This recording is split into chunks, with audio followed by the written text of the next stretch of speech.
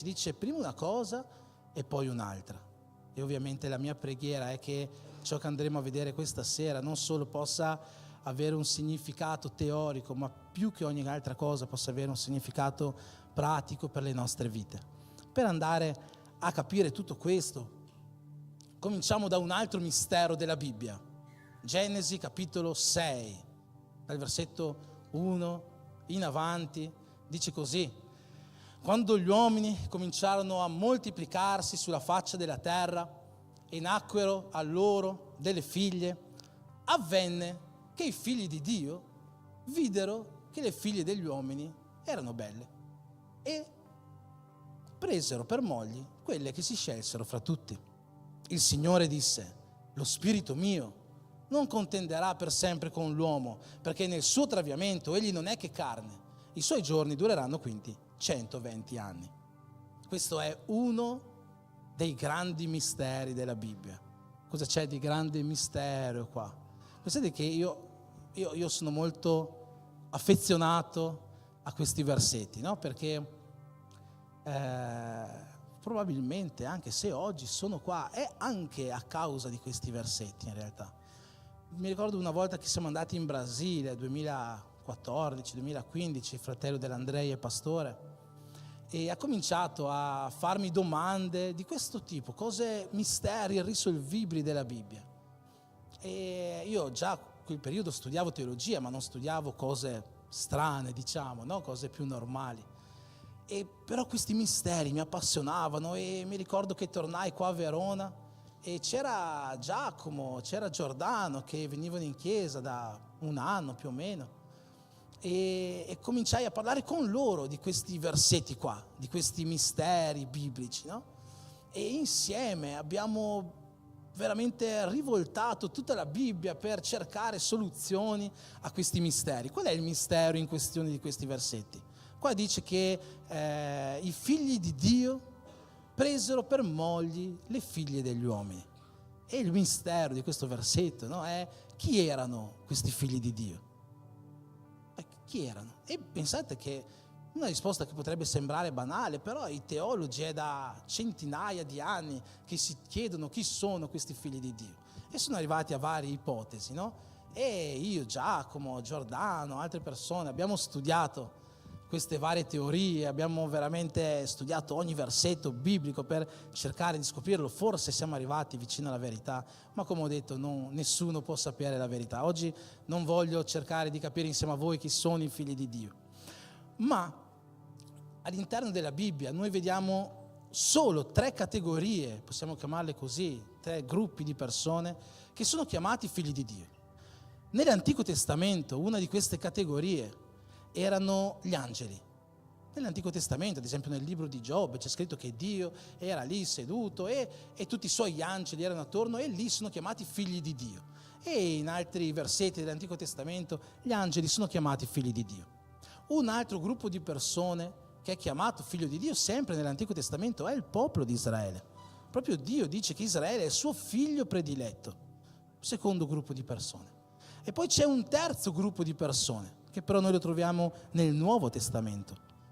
E siamo noi, siamo i cristiani, siamo noi che abbiamo ricevuto Gesù, no? Come dice Giovanni al capitolo 1, a tutti coloro che lo hanno ricevuto ha dato il diritto o il potere di essere chiamati figli di Dio, a loro che non sono nati dalla carne e dal sangue, ma che sono nati da Dio.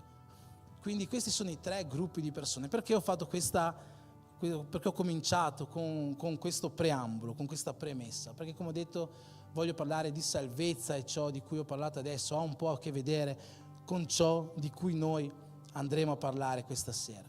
E voglio parlare di salvezza perché nonostante sia magari un argomento un po' duro da affrontare a volte, è un argomento che è molto preso alla leggera.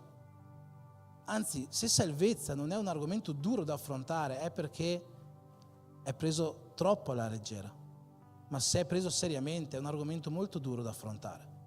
E tante volte noi prendiamo l'argomento salvezza alla leggera, banalizziamo questo argomento.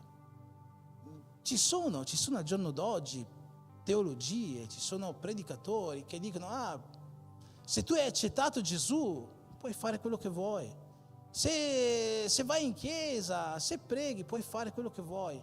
Sei già salvo. Perché? Perché Dio è padre. E il padre non vorrà mai vedere un figlio andare in rovina, quindi Dio sicuramente ti salverà, perché Dio è amore, e quindi stai tranquillo. Se Dio è amore, sicuramente ti salverà, perché Gesù è morto per tutti, e Gesù veramente è morto per tutti. C'è scritto, seconda Corinzi 5,15, lui è morto per tutti, c'è scritto testualmente. Quindi se è morto per tutti, sicuramente tutti quanti noi abbiamo la grazia sulle nostre vite, tutti noi siamo salvati. Però, fratelli, non è così. Non è così. Non è perché Dio è amore che tutti quanti noi saremo salvati. Non è che perché Dio ti ama che sicuramente sarai salvato. E Gesù sì, è morto per tutti.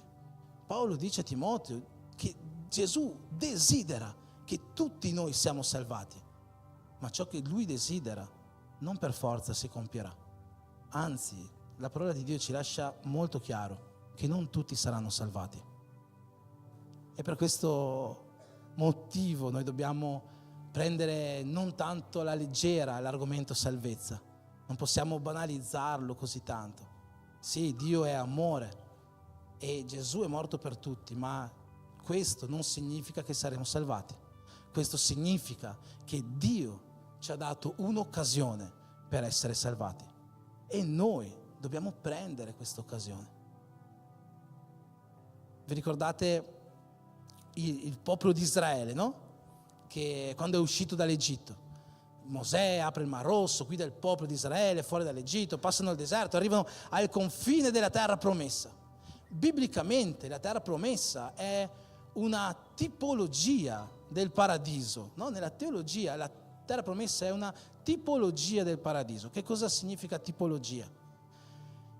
Ad esempio, facciamo così, l'arca di Noè è una tipologia di Gesù. Perché? Perché l'arca di Noè è stato il mezzo attraverso il quale Dio ha salvato l'umanità al tempo del diluvio, ok? E Gesù è il mezzo attraverso il quale Dio ha salvato l'umanità ai giorni nostri. Quindi l'arca di Noè prefigurava Cristo, quindi è una tipologia di Cristo. Allo stesso modo la terra promessa è una tipologia del paradiso, ok?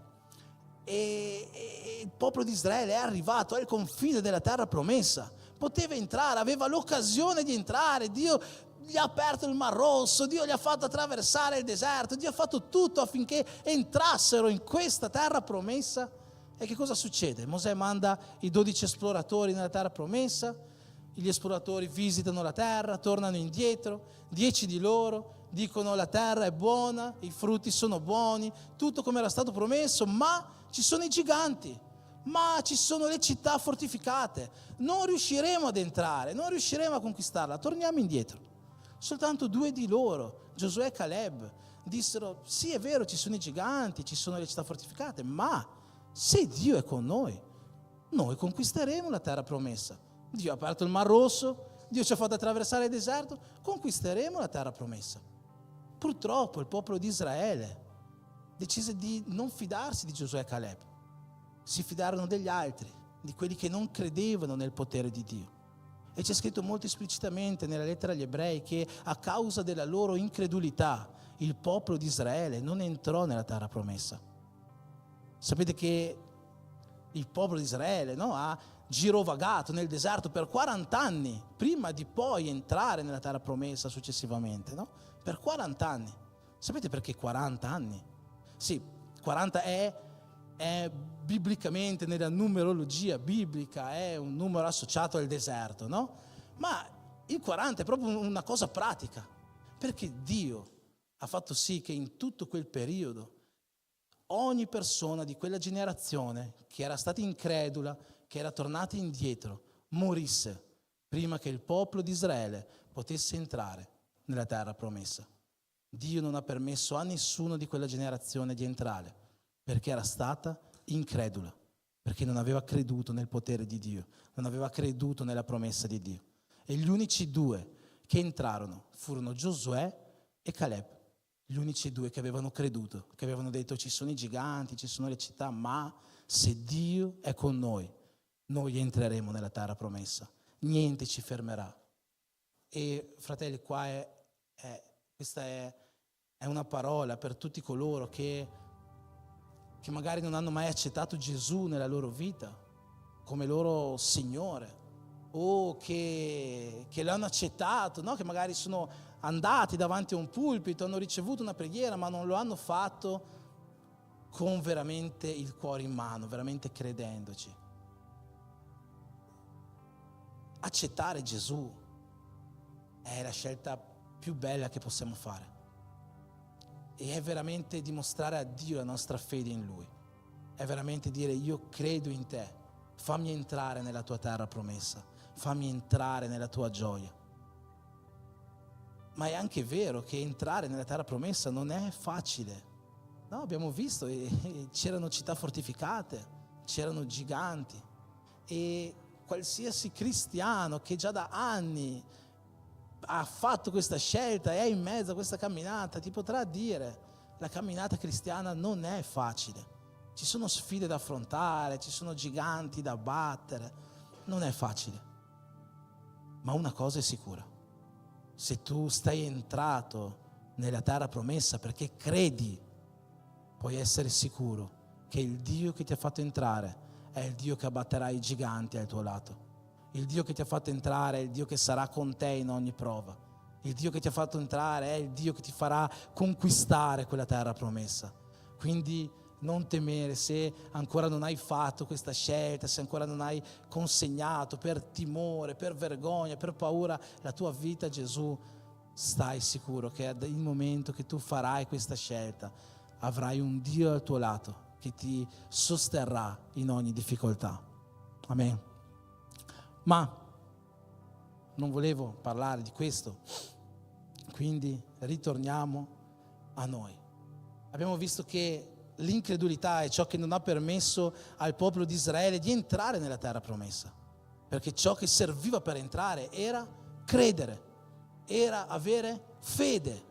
E questo è come che la terra promessa è una tipologia del paradiso. Allo stesso modo a noi, per entrare in paradiso, per vivere la salvezza, per vivere l'eternità, ciò che dobbiamo fare è credere, è avere fede. È questo ciò che ci basta, e è questo quello che Paolo ha scritto ai Galati, che abbiamo letto prima. Noi siamo giustificati per mezzo della fede. Se noi crediamo in Gesù, se noi abbiamo fede in Lui, se noi crediamo che Lui è il Figlio di Dio, crediamo che Lui è sceso sulla terra, crediamo che Lui è morto e il terzo giorno è risorto, crediamo che Lui è Signore sulle nostre vite, se noi crediamo tutto questo, noi saremo salvati, noi avremo l'accesso al paradiso, noi avremo l'accesso alla salvezza. Ok? Fino qua ci siete? Sì o no? Fate così se ci siete? In pochi stanno facendo. No, dai, scherzo, bravissimi, bravissimi. Quindi cosa ci serve per essere salvati? Fede. Per entrare nella terra promessa serve credere, serve fede. Ma tu mi dirai: ma io già credo, io sono credente da tanti anni, io già ho fede, a cosa mi serve questa parola? Bene, avere fede e credere, aver fatto quel passo nella terra promessa, non è sinonimo di essere salvati. Noi abbiamo raggiunto, sì, abbiamo messo un piede nella salvezza, ma non è sinonimo di essere salvati. E la Bibbia ci insegna questo. Abbiamo detto prima che noi siamo figli di Dio, giusto? Una delle tre categorie dei figli di Dio siamo noi. Ma un'altra categoria dei figli di Dio sono gli angeli.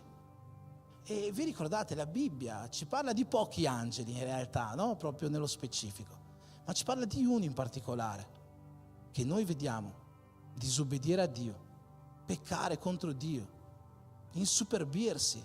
E che cosa fa Dio? Dio lo caccia dal paradiso. Nei libri dei profeti dell'Antico Testamento vediamo quest'angelo cadere come una meteora sulla terra, essere espulso dal paradiso. Era un figlio di Dio, così come noi siamo figli di Dio. Era alla presenza di Dio, era in paradiso. Era lì, però è stato espulso. Ah, vabbè, tu mi dirai, ma è un angelo, non c'entra niente con noi, ok.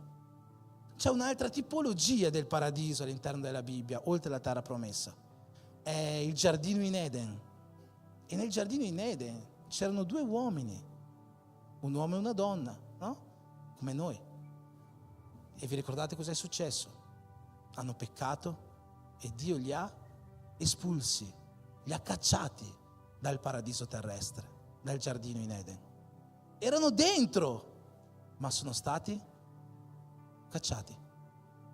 Ah, tu mi dirai, ma Adamo ed Eva, prima della grazia, prima della venuta di Gesù, non c'entrano niente con noi. Forse. Però nel Nuovo Testamento noi vediamo Gesù, e Gesù è già venuto. Lui ha già preso il ruolo come sommo sacerdote sulle nostre vite. E Gesù racconta una parabola. La troviamo nel Vangelo di Matteo, nel Vangelo di Luca, ma voglio leggere quella nel Vangelo di Matteo insieme a voi.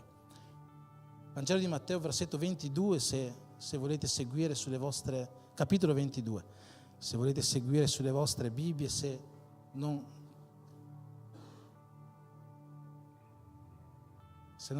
riuscite a leggere bene in italiano.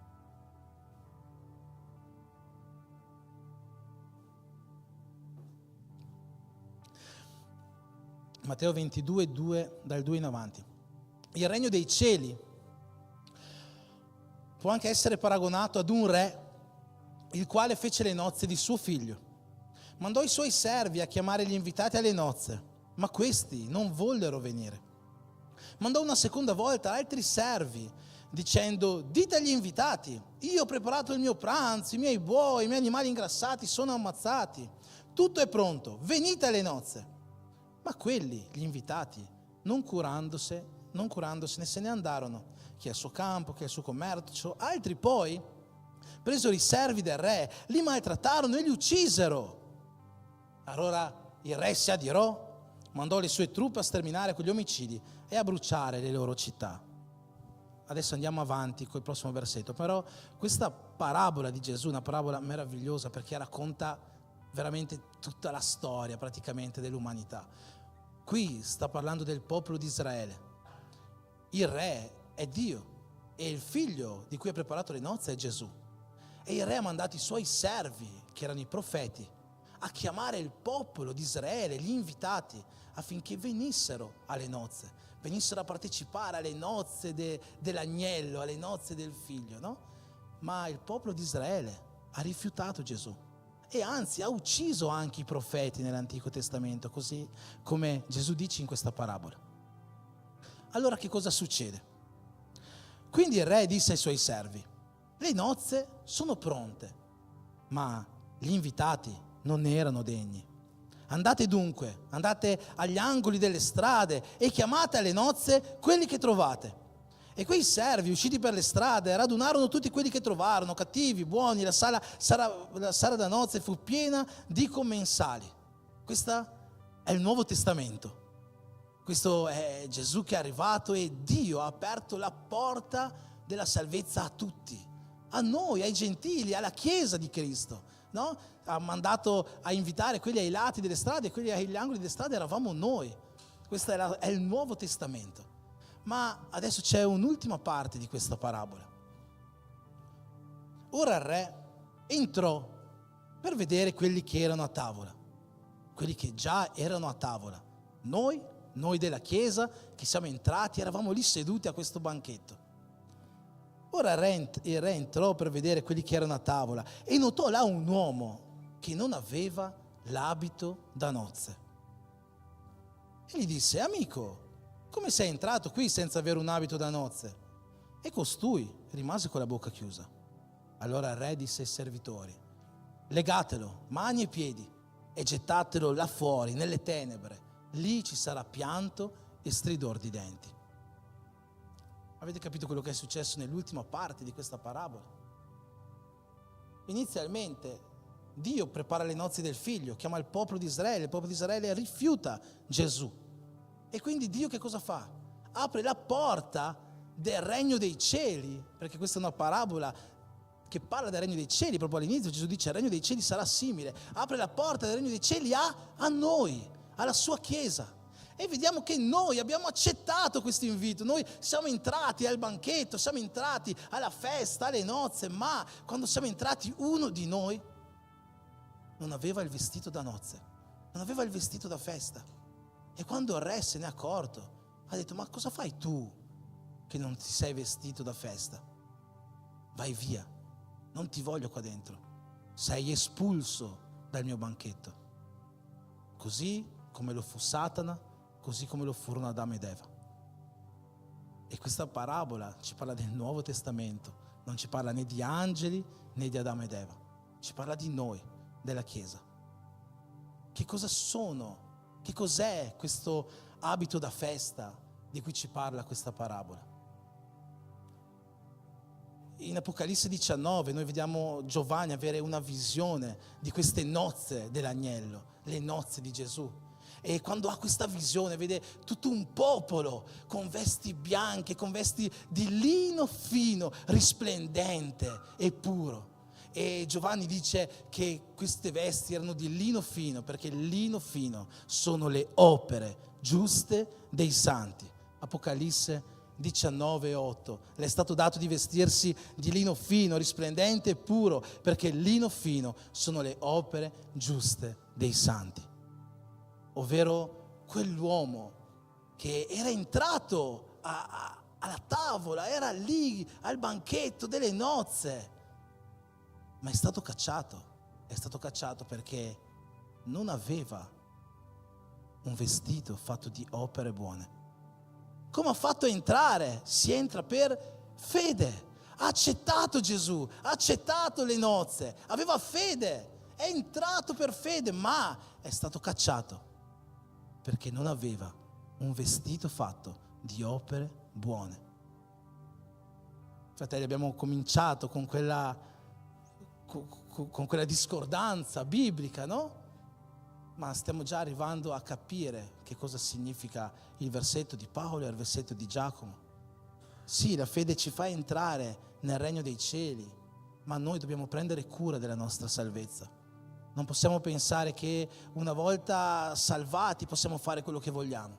Non possiamo pensare che se siamo stati battezzati Dio non ci farà mai più andare all'inferno, non ci farà mai più scappare via dalle sue mani. Non è così. Noi dobbiamo prendere cura della nostra salvezza. E tu stai prendendo cura della tua salvezza? Stai facendo le opere buone? Com'è il tuo abito da festa? Prima di tutto, tu saliresti con Lui, andresti a questa festa con Lui, hai fede per andare con Lui. E quando sarai lì con Lui, se Lui guarderà verso di te, sarai tu quello a cui dirà: ma come sei vestito? Sarai tu. Come sono le tue opere davanti a Dio? Com'è la tua vita davanti a Dio? Sei una persona che ricerca la santità oppure vive nel peccato? Se noi siamo salvati, noi non possiamo vivere nel peccato. Satana è stato espulso a causa del peccato. Adamo e Eva sono stati espulsi a causa del peccato. Ma non possiamo paragonare i nostri peccati al peccato di Satana. Satana è il capo dei cattivi. Come posso paragonare il mio peccato a quello di Satana, no? Fratelli, che cosa ha commesso Satana? Peccato di superbia, peccato di orgoglio. Tu non sei mai stato superbo, tu non sei mai stato orgoglioso. Non posso paragonare il mio peccato a quello di Adamo. Cosa ha commesso Adamo? Disobbedienza. Tu non hai mai disobbedito nella tua vita. Ti senti tanto più santo di loro. Io non mi sento tanto più santo di loro. Io ho già disobbedito. Io mi sono già sentito orgoglioso. Io mi sono già vantato nella mia vita. Mi sono sentito superbo. E comunque ogni peccato esistente al mondo è riconducibile a solo uno: egoismo. tu non sei mai stato egoista. La tua vita è solo improntata a fare il bene agli altri. Perché se non è così, tu non puoi dichiarare di essere più santo di Adamo, di Eva, neanche di Satana.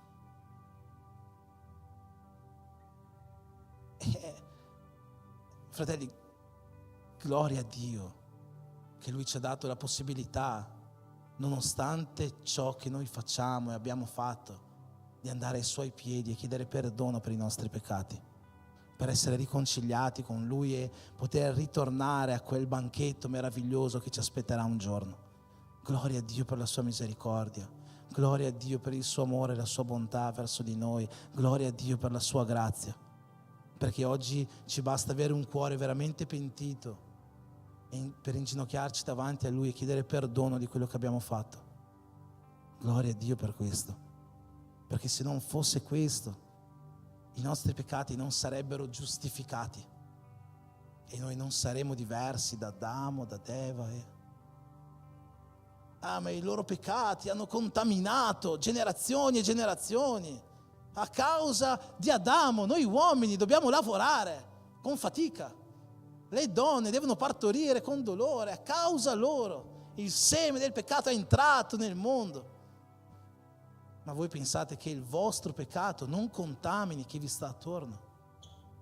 Voi genitori, ad esempio, pensate che il vostro modo di parlare, il vostro modo di agire non influenzi i vostri figli? No, loro sono completamente influenzati da quello che voi fate. Nel bene se agite bene, ma nel male se agite male. Se i discorsi che portate alle vostre tavole sono discorsi di lamentela tutto il tempo, o parole volgari o altre cose, che cos'è che prenderanno i vostri figli? Prenderanno questo. Voi starete contaminando loro, così come il peccato di Adamo ha contaminato l'umanità. No, i nostri peccati non sono diversi da quelli di questi grandi peccatori del passato. Non sono diversi.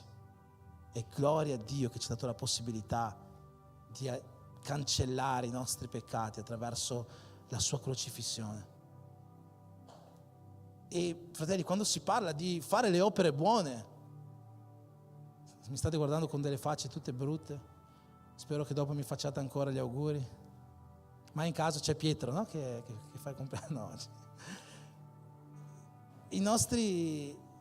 Le nostre opere buone non si sta parlando soltanto dei peccati, no? Che noi magari commettiamo. Si sta parlando proprio anche del bene che noi magari non facciamo. Mi ricordo che ho già portato questa illustrazione, l'ho sentita in una predica, ma voglio ripeterla oggi. È una predica che ho sentito un anno fa più o meno, forse avete già vista, in cui questo predicatore diceva più o meno così: se io oggi tornassi a casa e l'Andrea mi chiedesse: per piacere amore, puoi buttare via la spazzatura? E io all'Andrea rispondessi: ma se io non butto via la spazzatura, noi divorzieremo? E lei mi dice: ma no, non divorzieremo, dai. E dico: allora non lo faccio, perché dovrei farlo? E il giorno dopo torno a casa e Andrea mi dice: per piacere puoi lavare i piatti? E io: ma noi divorzieremo se non li lavo? No, non divorzieremo. Allora non lo faccio. E il giorno dopo torno a casa e mi dice: puoi passare l'aspirapolvere per favore? Ma è una questione di divorzio? No, non è una questione. Allora fallo tu, io non lo faccio. Quello che magari non è una questione di divorzio, una volta, 2 volte, 3 volte, 10 volte, un mese, un anno, se continua così, prima o poi diventerà una questione di divorzio. E fratelli, con Dio non è tanto diverso, perché Dio nella sua parola ci chiede: ehi, puoi pregare incessantemente?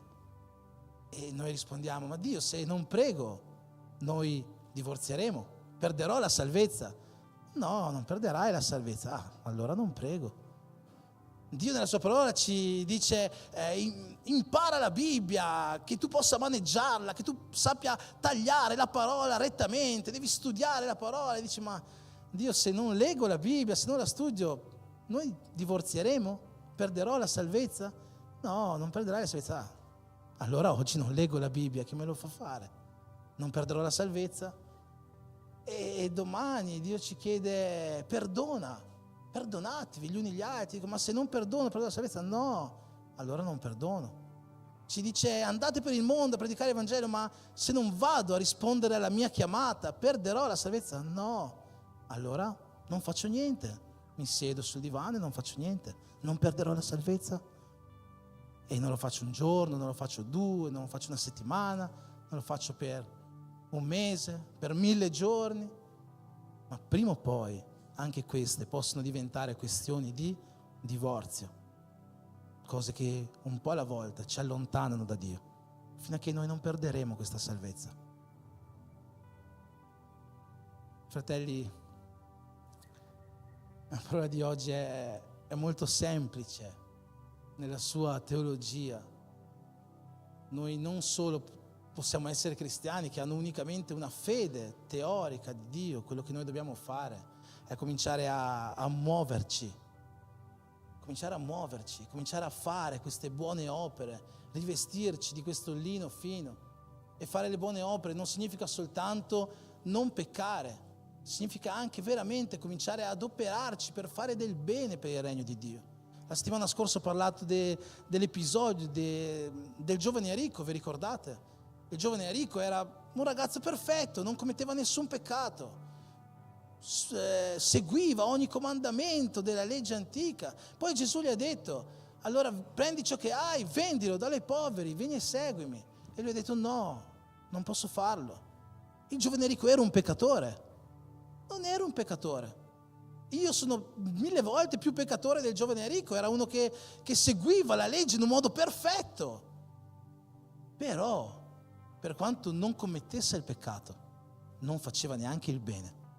E fare le opere buone non significa soltanto non fare il peccato. Certo, noi come prima cosa dobbiamo ricercare la santità, ma significa anche fare del bene. E tu cosa stai facendo per il regno di Dio? Ci sono tante cose che possiamo cominciare a fare. Prima di tutto pregare, leggere la Bibbia, digiunare, andare in chiesa.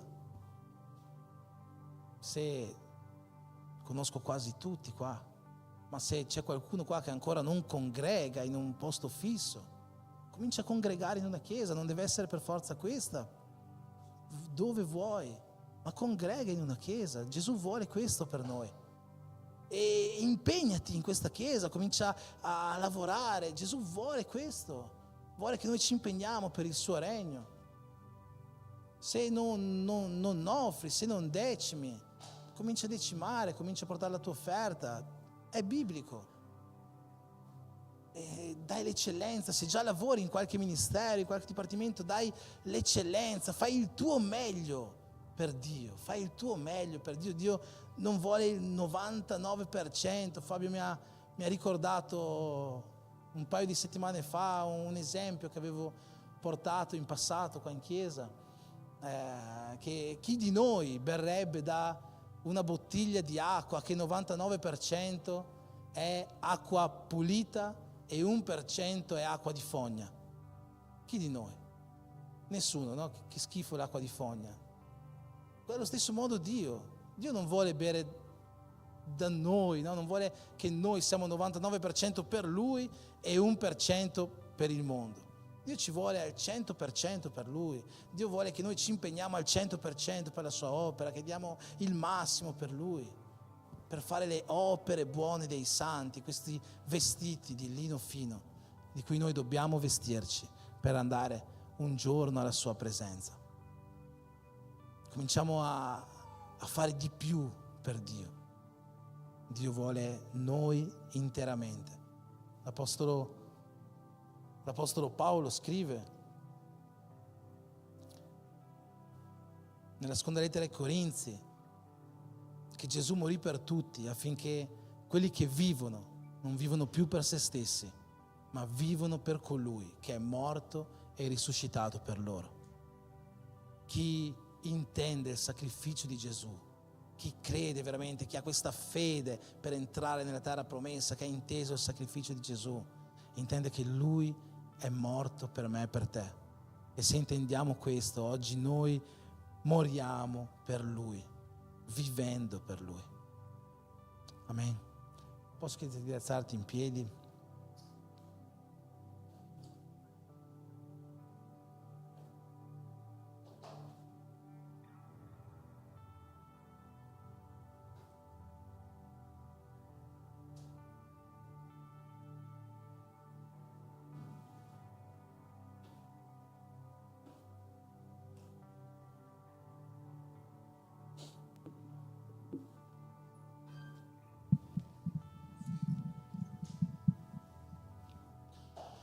Com'è il tuo vestito questa sera? Io ho un caldo tremendo, c'ho una maglietta termica sotto la camicia. Non so perché l'ho messa veramente. Me ne pento. Ma com'è il tuo vestito questa sera? È un vestito fatto di queste opere buone. La parola di Dio ci dice che la creazione, il mondo, sta aspettando la manifestazione dei figli di Dio. Ma in che modo i figli di Dio si possono manifestare? Una volta mi ricordo che c'è scritto nella parola, Gesù viene accusato dai farisei che non credono nelle sue opere e Gesù risponde così: ok, voi non credete che io vengo dal Padre, ma vedete le mie opere e potete dire che sono opere di Dio. Potete non credere in me, ma credete nelle opere. Perché le opere buone testimoniano di me, testimoniano che sono il figlio di Dio. In che modo noi oggi ci possiamo manifestare alla creazione che sta aspettando la manifestazione dei figli di Dio? Attraverso le nostre buone opere. Perché attraverso le nostre buone opere il mondo vedrà chi noi siamo, che noi veniamo dal Padre, che noi siamo coloro che sono nati da Dio, che noi siamo i figli che Dio ha scelto in questo tempo per fare la differenza e che Dio ha scelto per salire con Lui e sedersi alla sua tavola in quel grande giorno, nel giorno delle nozze dell'agnello. Amen. Amen. Amen. Signore Gesù, ti ringraziamo, Signore, questa sera per questa parola. Ti ringraziamo, Signore, se tu hai potuto compiere veramente la tua volontà nei nostri cuori. Signore, che tutto ciò che tu volevi ministrare possa essere entrato dentro di noi, che possa aver causato qualcosa nelle nostre vite, che chi fino a oggi ancora non aveva quel piede nella terra promessa possa cominciare a desiderare che la sua fede cresca per credere di più in te e mettere un piede nel paradiso. Ma Signore, per tutti coloro che già sono entrati in questa terra promessa, che già affrontano giganti, che già abbattono mura di Gerico con te al loro lato, che li sostieni, che gli dai forza con il tuo spirito che ci dà potenza ogni giorno, a tutti noi, Signore, che tu possa mettere nel nostro cuore il desiderio di avere vesti bianche, di avere vesti fatte di opere buone, di avere vesti fatte da opere sante, lontane da una vita di peccato, ma completamente rivolte alla santità che tu chiedi da noi. Ma non solo questo, una vita anche fatta di opere veramente buone, di opere per il tuo regno, di opere per te, quelli che magari ancora oggi non stiamo facendo, ma che tu desideri che noi facciamo. Perché è vero, noi entriamo alla tua tavola per mezzo della fede, ma restiamo lì per mezzo di quell'abito fatto di opere giuste dei santi che tu darai a tutti coloro che hai scelto per stare in questo posto. Nel nome di Gesù, Signore, che questa chiesa possa essere una chiesa interamente vestita di bianco, che questa chiesa possa essere una chiesa risplendente, una chiesa pura per le nostre azioni buone, Signore, ma anche per le opere giuste che noi facciamo per te e per il tuo regno. Benedici, Signore, la tua chiesa, accoglila a te, e che quando tornerai, Signore, ognuno di noi possa salire con un canto glorioso verso di te per partecipare alle nozze dell'agnello. Per questo ti preghiamo, Padre, nel nome di Gesù. Amen.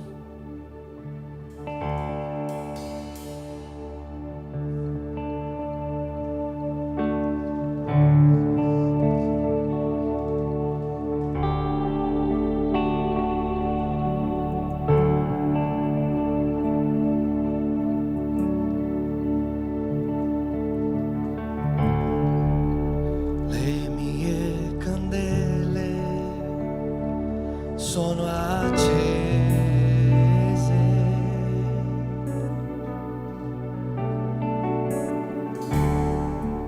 sono qui che aspetto i rumori dei tuoi passi che arriva sulla porta. Basta bussare, io aprirò per te, Gesù. Basta bussare, io aprirò per te, Gesù.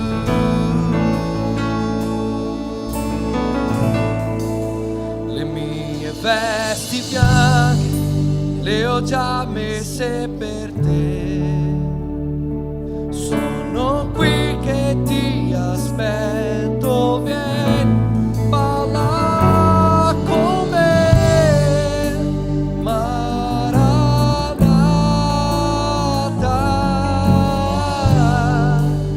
Maranatha.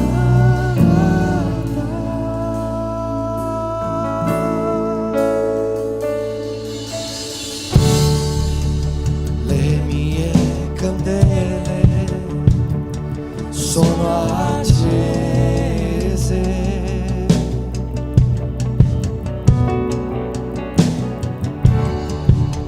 sono qui che aspetto i rumori dei tuoi passi che arriva sulla porta.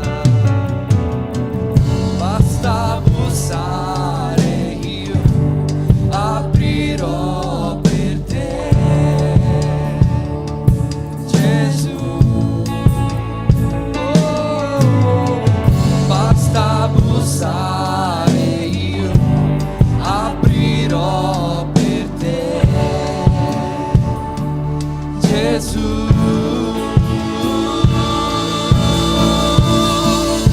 Le mie vesti bianche le ho già messe per te, sono qui che ti aspetto, balla con me, Maranatha,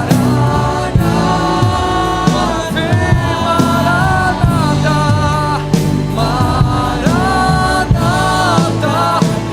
Le mie vesti bianche le ho già messe per te, sono qui che ti aspetto, vieni, balla con me,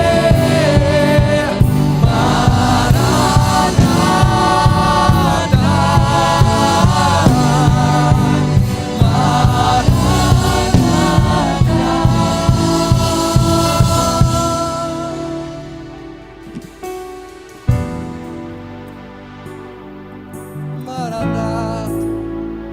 Ora vieni, Signor Gesù, ho già preparato le mie vesti.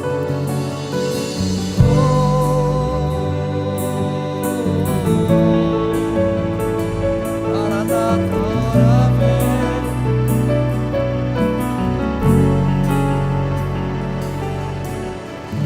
Hai fuoco negli occhi, io non immaginavo. Tu sei bellissimo, tu sei bellissimo. Io apro la porta,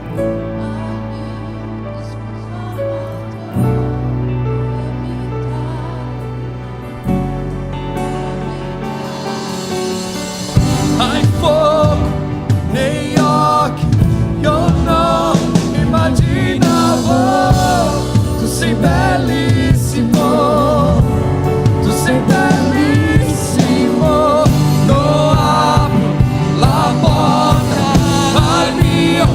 sposo amato, puoi abitare qui, puoi abitare qui, hai fuoco negli occhi, io non immaginavo, tu sei bellissimo, tu sei bellissimo, io apro la porta al mio sposo amato, puoi abitare qui, puoi abitare qui.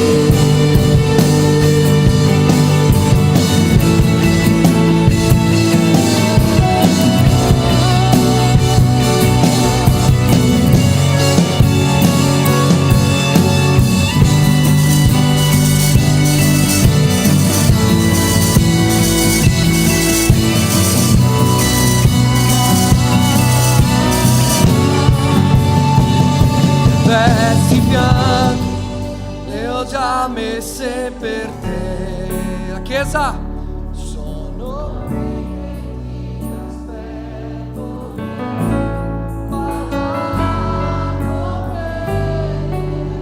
Mara, ora vieni Maranatha, Maranatha,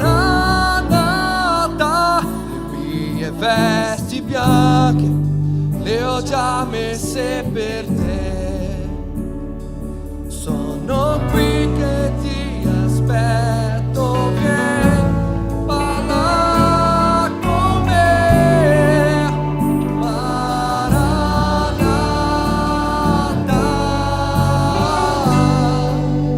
Maranatha.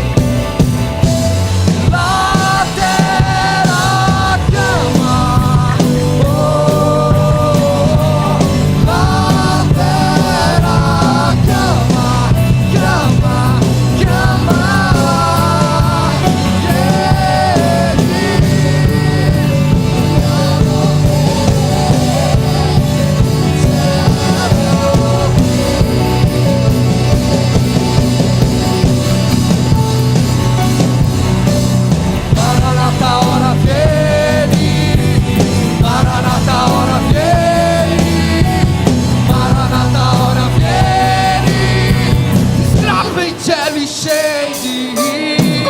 Maranatha, ora vieni. Maranatha, ora vieni. Maranatha, ora vieni. Strappa in cielo e scendi.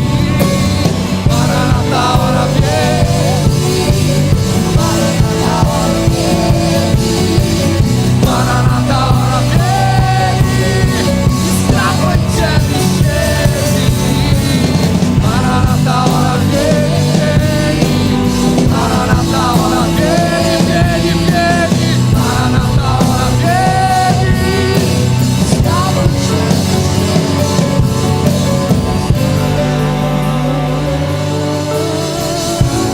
Maranatha, ora vieni. Sarà grandioso quel giorno, il giorno che getteremo le nostre corone e diremo: Santo, Santo, Santo, Santo, Santo sei tu che reina per tutti sempre. Al nome che è al di sopra di ogni nome. Oh, alleluia.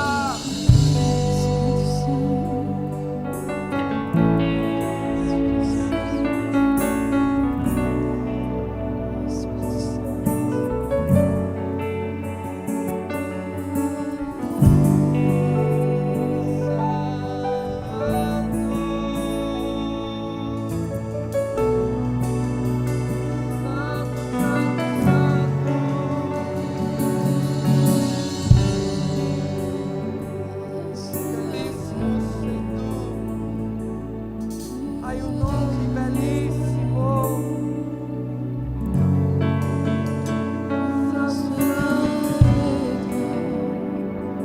Maranatha, Maranatha. Presto io vedrò. Presto io vedrò.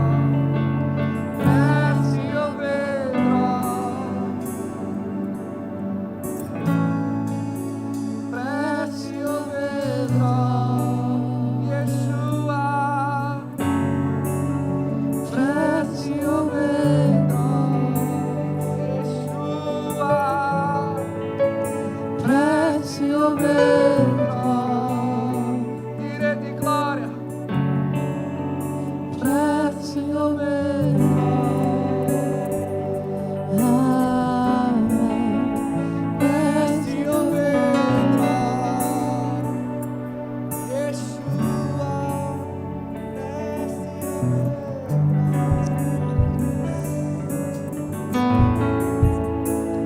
Presto io vedrò. Dire di gloria.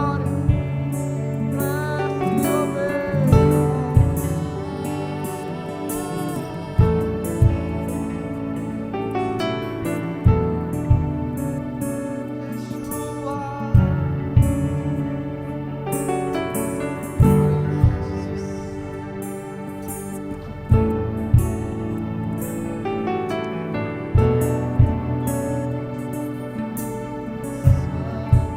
Amém, Jesus, nós te livramos em teu nome e ringraziamo della tua dolce presenza in mezzo a noi, il tuo muovere in mezzo a noi. Grazie Gesù per questa serata benedetta e meravigliosa la tua presenza. Onoriamo il tuo nome, Gesù. Ringraziamo perché ci hai dato la possibilità di essere salvati. Grazie Gesù per il perdono dei nostri peccati. Grazie Gesù che ci ha dato questa possibilità di avvicinarsi a Dio. Grazie Gesù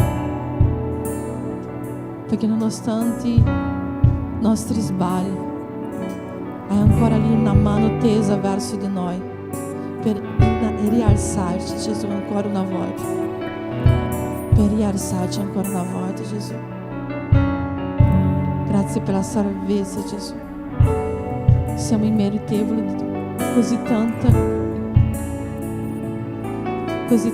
grande dono che il Signore ci ha fatto per noi. Noi celebriamo il tuo nome, Gesù, e ringraziamo la tua bontà, Gesù. Ringraziamo il tuo nome. A te la gloria, Gesù, l'onore per sempre. Amém. Amém. Amém. Ti invito a fare un applauso al Signore.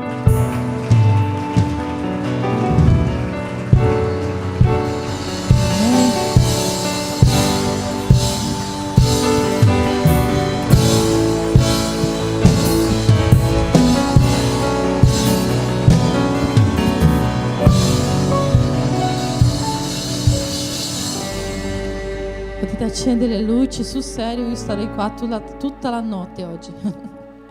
Veramente una bella presenza di Dio in questo luogo. Amém? Potete sedervi un attimo. Ho preso la parola del pastore oggi. Prima facciamo i compleanni? Prima facciamo i compleanni? Vieni, pastore. Chi ha fatto compleanno questa settimana e viene su tutta la chiesa adesso? Fabrizia, Duda, poi a Lisa? Ma non sei venuta qua davanti? Ah, quindi ma bene lo stesso. Pietro. Chi altro?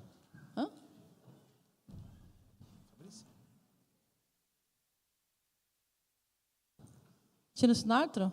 Sono pochi qua sopra. C'è qualche bambino, no? Samantha? 24. Ah, è vero, non sono venuti? Bravi. Chiamala. Solo perché era leggendario non sei venuto? C'è un'altra cosa che volevo dire che mi sono emozionata tantissimo oggi, è che l'anno prossimo ci sarà un'altra persona qua sopra con noi, che è nata domenica scorsa. E l'Alessandra dov'è? È già andata via? L'anno prossimo ci sarà con noi qua anche Luca, che è nato domenica scorsa. E quando l'ho visto la Alessandra qua oggi, dopo una settimana che ha partorito, e il suo bambino non è uscito ancora dall'ospedale, ha dovuto rimanere un po' lì per precauzione perché è nato molto, molto prima di quello che doveva. Ho visto una forza di una donna che veramente è guerriera, che suo figlio non è ancora uscito, ma era qua oggi a adorare il Signore e ringraziare il Signore. Questo è qualcosa di molto grande, di insegnamento molto grande per noi, veramente. A volte, per poche cose, non adoriamo il Signore, o non manchiamo al culto, o non veniamo a adorare il Signore. Lei era qua dopo una settimana che aveva partorito, e suo figlio non è ancora uscito dall'ospedale, ma lei è venuto qua a adorare il Signore e onorare il suo nome. Questo è veramente qualcosa di molto bello e molto grandioso. Amém? Amém? Preghiamo per questi nostri compleanni. Volete parlare l'età che avete fatto? Amém? Fate così con le vostre mani. I bambini, aiutatemi a pregare, amém? Io dico e voi ripetete, ok? Signore Gesù, benedici la vita di tutti i nostri fratelli che hanno fatto compleanno questa settimana. Che loro possano avere un anno bellissimo davanti alla tua presenza. Proteggili in ogni loro percorso. Nel nome di Gesù. Amém.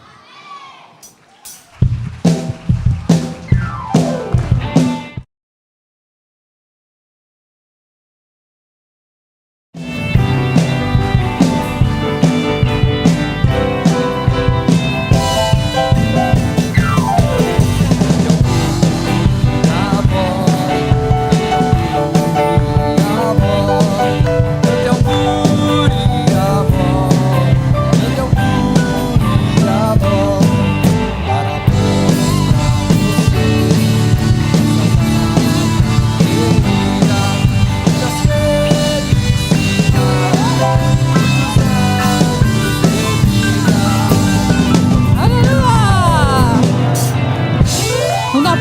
alleluia. Amém? Amém? Potete scendere tutti tranne il pastore. Potete sedervi un attimino. 40 minuti e siamo già fuori. Benjamin e Elian, se vogliono rimanere qua, per favore. Potete sedervi là se vuoi. Vieni. Amém? Ieri il nostro pastore ha fatto 36 anni, se volete vedere lì quel numero piccolo. Ha fatto 36 anni e oggi noi vogliamo onorare la sua vita. E c'è qualcosa che Dio ha messo molto forte nel suo cuore e che sta crescendo tanto in questa chiesa. È qualcosa che lui ha pregato per 2 anni. È frutto di una parola che Dio le ha dato. E questo è molto prezioso per lui e lui ci tiene tantissimo in questo e sta diventando una grande visione per questa chiesa. Io volevo chiamare qua i nostri leader in casa che vogliono dire una parola al nostro pastore, se possono venire qua. Jeová Rafá, Manaim, Lavia, poi Ponte di Gioia, Shalom, Rinascere, Casa di Adorazione. Facciamo un applauso per questi leaders.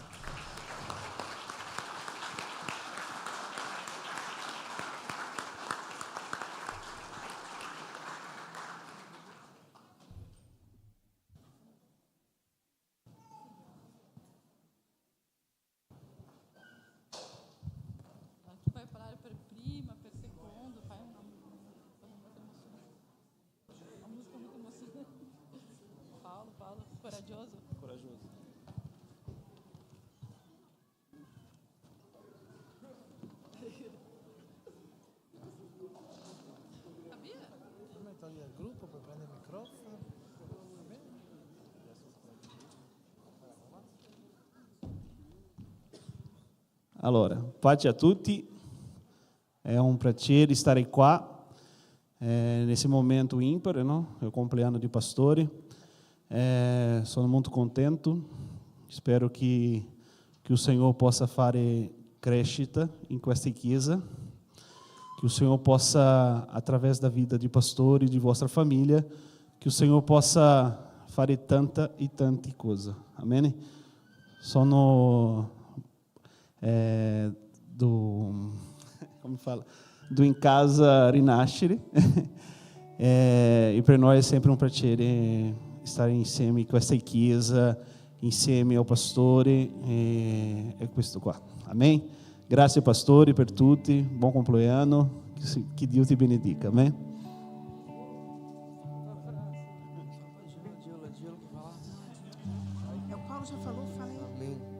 Amém. Allora, oggi volevo proprio onorare il pastore Enrico, no? Perché prima di essere mio pastore è anche un mio grande amico, il pastore, e lui lo sa, è davvero una persona che io ammiro tantissimo, soprattutto nell'ambito della fede, nell'ambito proprio della relazione che lui ha con Cristo, no? Lui ha una relazione con Gesù che veramente ammiro tantissimo ed è una di quelle persone a cui miro, diciamo, ad arrivare al suo livello di fede, no? E quindi davvero io ringrazio Dio ogni giorno per la figura del pastore che, io l'ho scritto anche, ha impattato molto la mia vita. Diciamo che il pastore con le sue azioni, con le sue parole ha cambiato veramente la mia vita. Io ringrazio Dio ogni giorno per la tua vita, pastore, e ringrazio per quello che tu fai, per gli sforzi tuoi, della pastora, della vostra famiglia e per come voi date veramente la vita per questo vostro ministero. Quindi che Dio vi benedica e amen. Shalom, shalom Chiesa, e ringrazio a tutti, principalmente ringrazio il nostro padre spirituale. Non mi sento a chiamarlo pastore perché è un padre spirituale, è un padre di nazioni, quindi io ringrazio per questo amore che Dio le ha dato nel cuore per dare culto in casa, consegnato ogni persona qua, che stiamo alzando le persone in Cristo, merito a Lui, al Signore che le dà questo amore. Quindi io non ho tante parole, solo ringraziarlo. A volte gli dico Benjamin, lì ad imprestarlo che chiamo padre spirituale. Quindi auguri, poco parola. Shalom. Amen. Le parole no basterà. Amen. Allora noi dei nostri in casa di orazione, vogliamo per primo ringraziare a Dio per la vita del pastore Enrico, e i miei voti, che sono le mie preghiere, sono che l'Eterno possa darti ogni giorno salute e pace nei cuori per proseguire avanti. Che Dio benedica te e tutta la tua famiglia nei nomi di Gesù.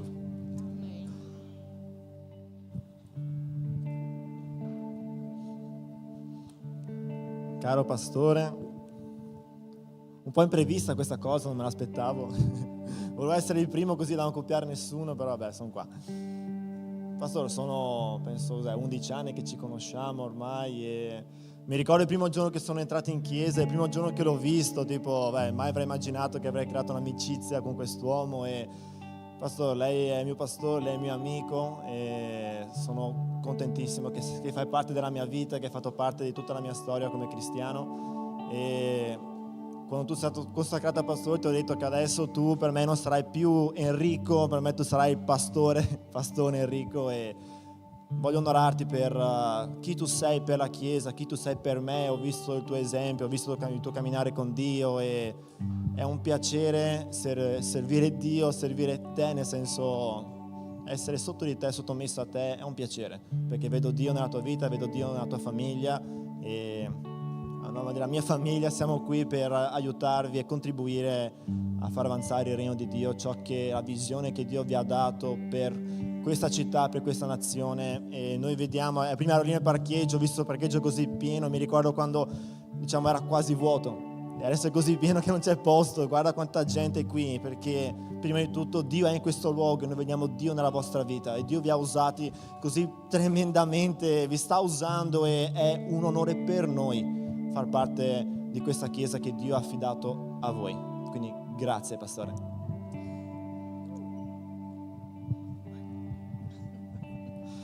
Allora pastore, noi vogliamo onorarti, per noi è un piacere camminare con te, anche se ci conosciamo da poco tempo, da 1 anno e mezzo più o meno, però sembra che ci conosciamo veramente da tanto tempo. C'è un rapporto di fiducia, di amicizia davvero bella, no?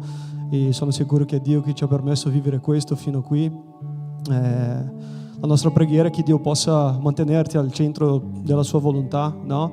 Per tutto quello che Lui farà di sicuro, grandi cose Lui ha da fare attraverso di te, anche in te. E la nostra preghiera è che Dio possa aprire il cielo in questo nuovo tempo, no? Che tutto quello che Lui ha già preparato in questo momento possa essere liberato per te, che tu possa vivere la prosperità, la plenitudine del Signore in tutte le aree della tua vita, no? Nel tuo matrimonio, nel tuo ministero, nel rapporto con i figli, in tutto, in tutte le aree della tua vita. Quindi noi ti onoriamo, per noi è un piacere camminare con te. Uno dei frutti dello Spirito che abbiamo parlato l'ultima volta, che è la mansuetudine, secondo me tutti noi dobbiamo imparare un po' con te su questa cosa, perché veramente sei una persona che porta questo di una forma incredibile, no? E impariamo tanto in questo con te, quindi che Dio possa benedirti grandemente.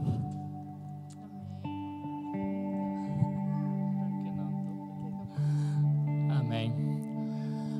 Noi della Ponte di Gioia ringraziamo tantissimo il pastore per prima ringraziamo a Dio per aver messo i pastori in nostra vita. Quando siamo entrati qui abbiamo sentito che era una cosa diversa, che questo luogo era un luogo diverso.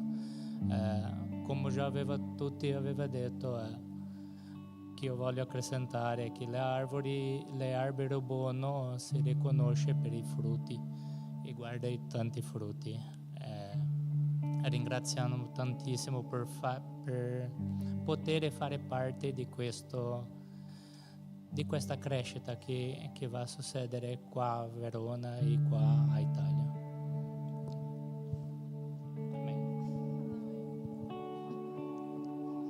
Amém, eu não aguento. mentre avevamo fatto la preghiera la sera mattina, noi abbiamo detto che è facile vedere Gesù su di Lui, perché Lui veramente trasmette questa pace per noi, questa fiducia di Dio. Però, pastore, grazie mille, sei veramente il nostro pastore. Noi possiamo dire che noi sentiamo la voce di Dio, con il nostro pastore qua in mezzo a noi. Grazie per questo e auguroni!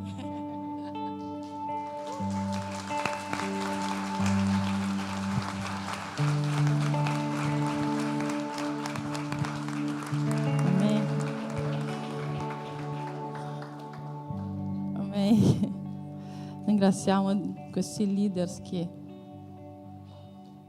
prendono cura insieme a noi di questa chiesa.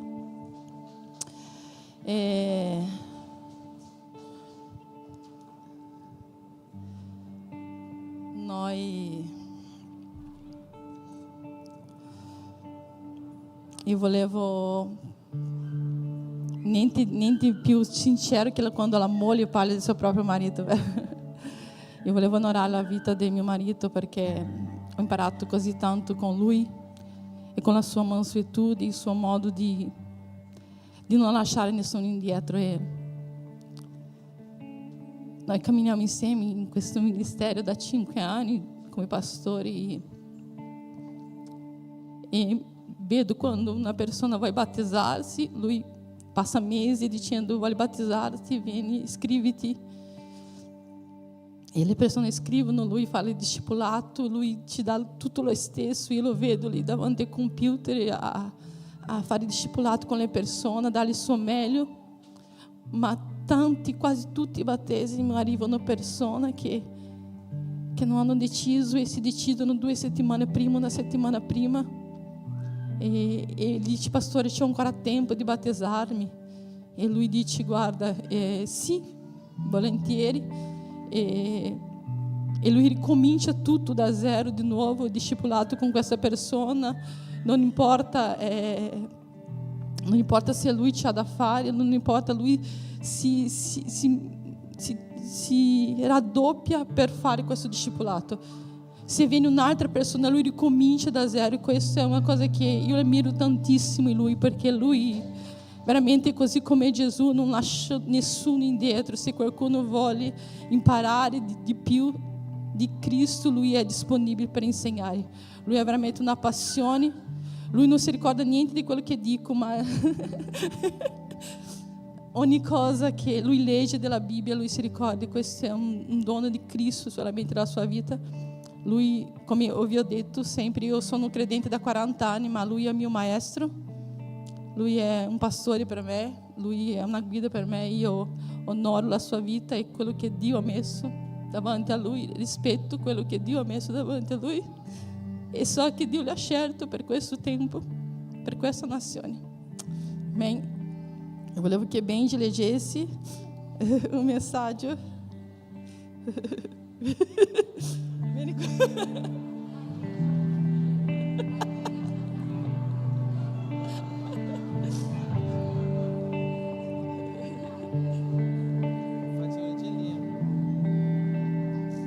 Bem, Liam, vai dire qualcosa a papà? Ok, lo faccio sentire il messaggio allora. E l'ho fatto registrare perché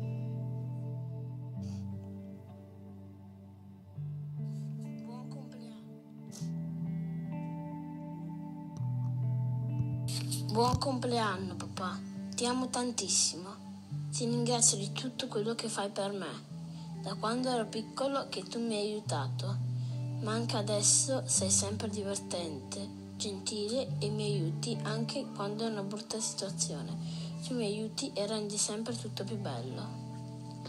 Sei divertente, sei sempre coraggioso e aiuti sempre tutta la famiglia.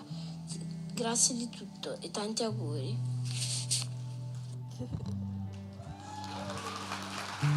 Amen.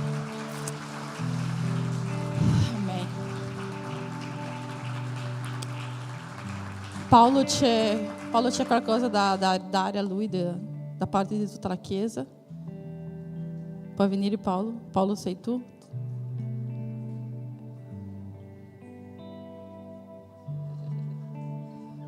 apóstolo Paulo não existe più, ma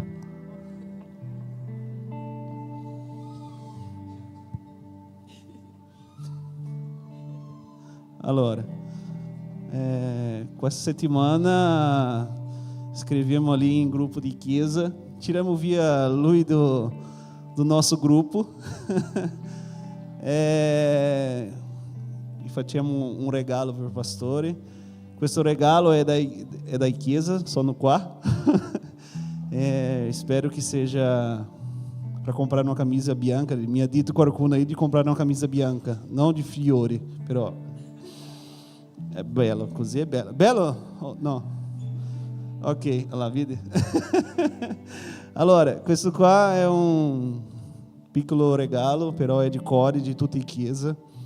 Spero che seja troppo felice con questo e che ti possa ti portare a Nike, no, a Hugo Boss, ok? Action, bravo. Ok, pastore, è sempre un piacere estar vicino a te. Spero che questo regalo che ha fatto tutta la chiesa non lo so come parlo, che ci piace, va bene? Ok, è quello lì. Grazie pastore per tutti. Amém. Giacomo, vieni a pregare per il pastore. Alziamoci in piedi, preghiamo per il pastore e poi finiamo questo culto. Ci saranno i ragazzi che serviranno voi, c'è cibo di là e abbiamo preferito fare in questo modo perché siamo in tanti e così tutti mangiano la stessa cosa e celebriamo insieme. Amen. Stendiamo le nostre mani verso il nostro pastore. Padre Santo, voglio ringraziarti per la vita del pastore Enrico, per questo esempio, per questo servo di Dio, per questo uomo di Dio che tu hai messo, Signore, per guidare questa chiesa, questo gregge. Siamo grati a te, Dio, per la sua vita e per la sua famiglia, per l'esempio, per l'amore, per tutto ciò che fanno. Voglio pregarti, Signore, affinché tu possa riversare su di loro tutte le benedizioni del cielo e tutto ciò che loro hanno seminato possano raccogliere fino a 100 volte in più e possano vedere, Signore, la tua fedeltà, la tua grazia, la tua misericordia e come tutto ciò che loro hanno fatto per te con amore per la Chiesa, con sacrificio, sia ricompensato da te. Ti chiedo, Signore, benedici il pastore Enrico, benedici questo anno che sia un anno di gioia, di realizzazione, di concretizzazione delle tue promesse, in cui possa vedere, Dio, che tu sei il Dio che vede, il Dio che provvede, il Dio che ricompensa coloro che ti servono. Benedici il pastore Enrico, Signore, la sua famiglia, nel nome di Gesù. Amen.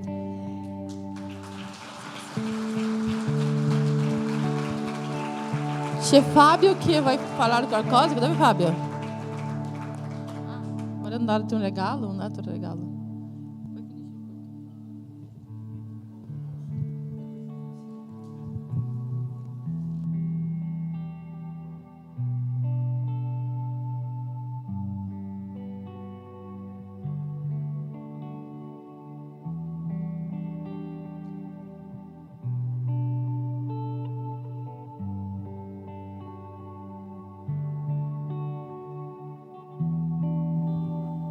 Mi hanno chiesto di aprirlo subito questo regalo.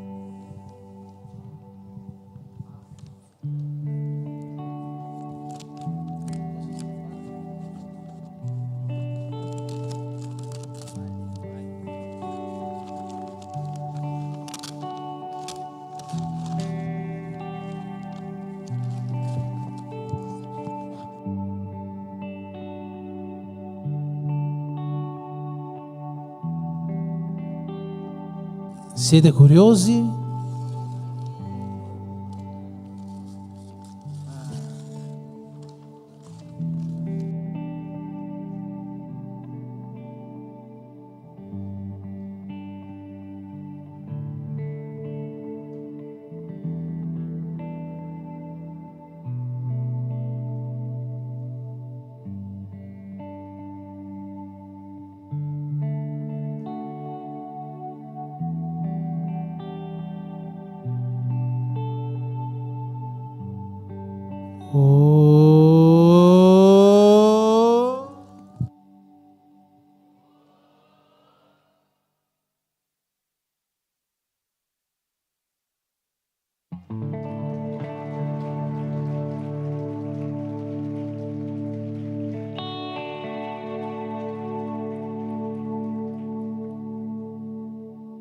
A me piacciono da morire. Ho sempre sognato di avere un mappamondo a casa. Non so che tra Andrea.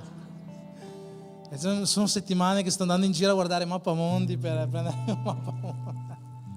Ma è molto profetico davvero, no? Siamo sempre più nazioni. Penso che dobbiamo aggiungere anche un'Ucraina lì sulla parete delle nostre nazioni, no? Una Slovacchia, una Ucraina. Siamo sempre più nazioni qua e anche quello che ha detto Giacomo prima è vero. Qualche anno fa il parcheggio era quasi vuoto, ci bastavano questa parte qua e poco altro, e oggi stiamo avendo problemi a mettere le macchine, no? Oltre che i passeggini. Ma tutto questo è grazie a Dio, per la gloria di Dio che ha innalzato persone fidate all'interno di questa chiesa. Molte le avete viste qua sul pulpito, e ha innalzato persone con un cuore verso di Lui. Io e l'Andrea, più l'Andrea di me. Io in realtà mi vedete qua che parlo sempre, ma è l'Andrea che è bravissima, e senza di lei io non riuscirei a fare niente. Ma noi siamo soltanto amministratori di quello che Dio ci ha dato.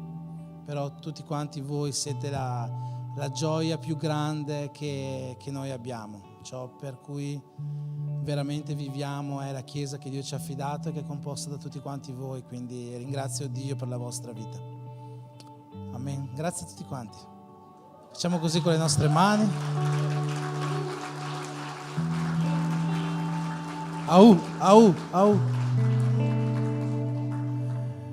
E che l'amore di Dio Padre, che la grazia di suo Figlio Gesù Cristo e che la comunione con lo Spirito Santo di Dio sia con tutta la Chiesa, così insieme come uno in Cristo possiamo dire Amen.